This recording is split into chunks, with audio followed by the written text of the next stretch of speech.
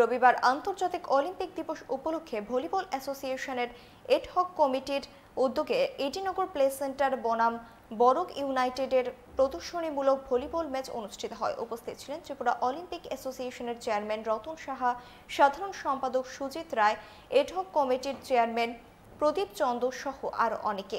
আইনি প্রক্রিয়া চলার কারণে বর্তমানে এডহক কমিটি ম্যাচের আয়োজন করেছে, জানান অলিম্পিক অ্যাসোসিয়েশনের চেয়ারম্যান রতন সাহা।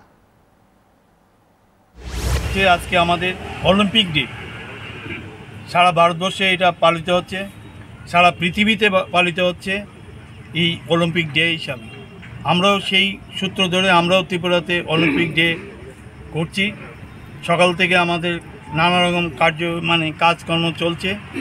আজকে এখন যেটা হচ্ছে ভলিবলটা আমরা করছি।